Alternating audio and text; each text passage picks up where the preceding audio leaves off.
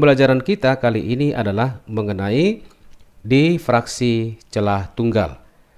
Apa itu difraksi celah tunggal dan bagaimana menganalisa difraksi celah tunggal untuk cahaya?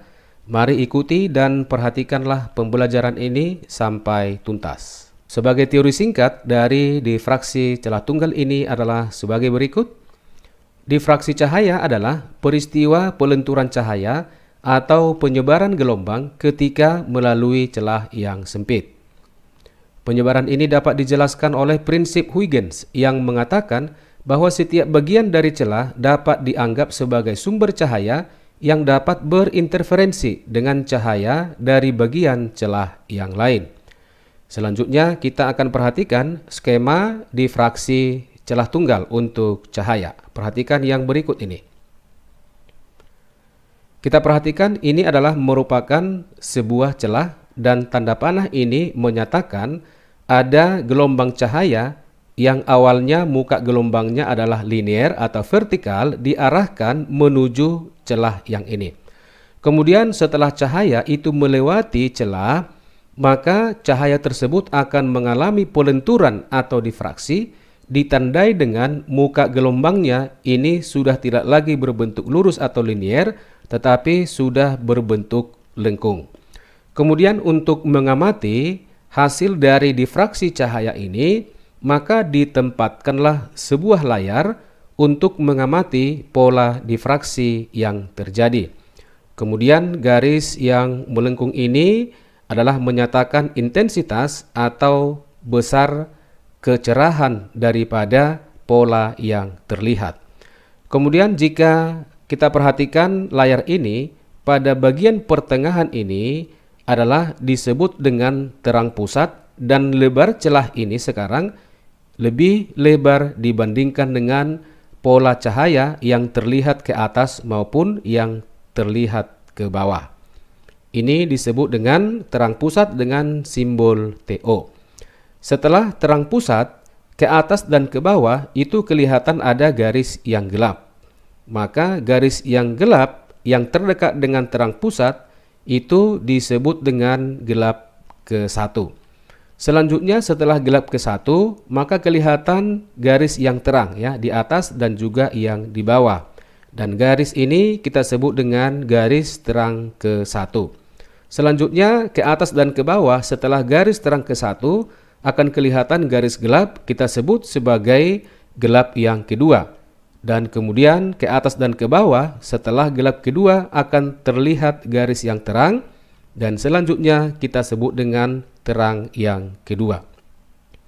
Kalau kita amati bahwa garis terang makin ke atas atau makin ke bawah ini kecerahannya berkurang. Artinya intensitasnya berkurang juga ditandai dengan garis yang melengkung ini. Atau bisa juga kita sebutkan ya, makin ke atas atau makin ke bawah, lebar pita terang atau intensitas itu adalah berkurang. Inilah skema sederhana dari difraksi celah tunggal yang dialami oleh seberkas cahaya. Selanjutnya kita akan membuat analisa difraksi celah tunggal.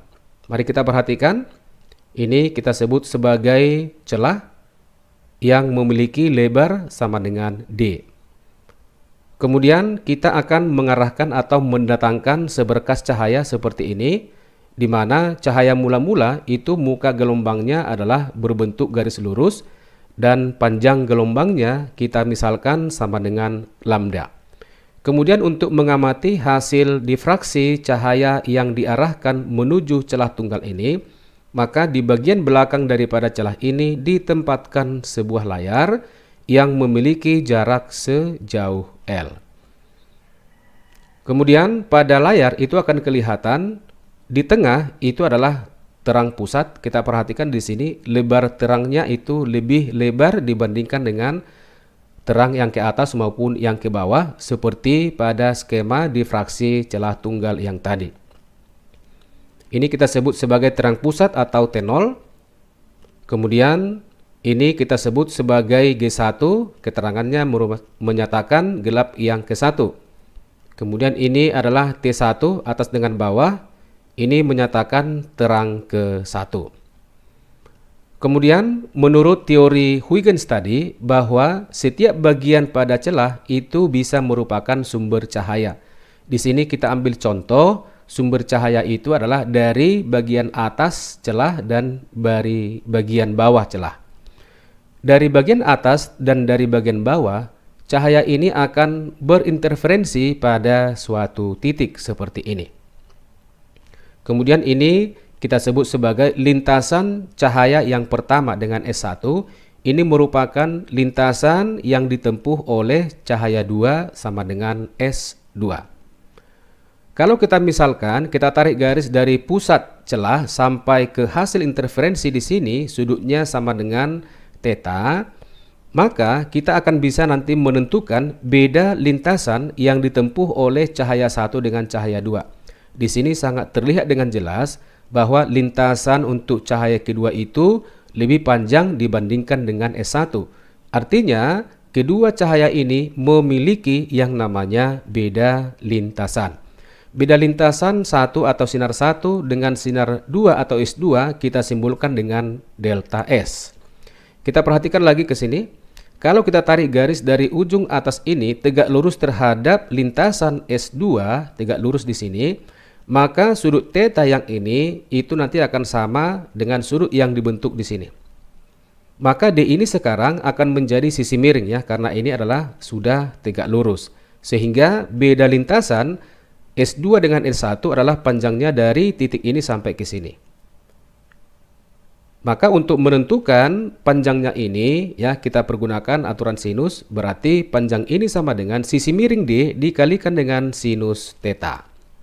Maka delta S yang di sini kita sebut sama dengan S2 dikurang S1 sama dengan D sinus theta. Selanjutnya kita akan membuat syarat difraksi minimum atau syarat terjadinya pola atau garis gelap. Secara matematis syaratnya adalah D dikali sinus theta sama dengan N dikali lambda, di mana N sama dengan 1, 2, 3, dan seterusnya. Dan N ini kita sebut sebagai orde.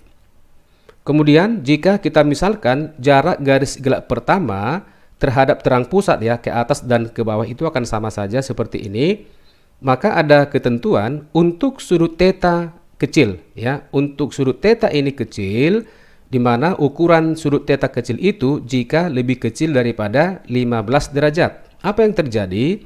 Yang terjadi adalah bahwa nilai sinus theta itu akan sama dengan tangen theta. Perhatikan segitiga ini sekarang ya, dari sini ini tegak lurus di TO, maka sinus theta akan sama dengan tangen theta, akan sama dengan Y dibagi dengan L. Sehingga persamaan ini kita ganti sinus theta-nya sekarang, maka D dikali Y per L sama dengan N dikali dengan lambda. Untuk N sama dengan 1, berarti Y-nya menjadi Y1, yaitu jarak pusat terang dengan gelap 1. Kemudian untuk N sama dengan 2, berarti Y2 jarak pusat terang dengan gelap kedua. Dan untuk N sama dengan 3, berarti Y3 dan seterusnya nanti. Untuk N sama dengan 3 ini adalah menyatakan jarak pusat terang dengan gelap yang ketiga.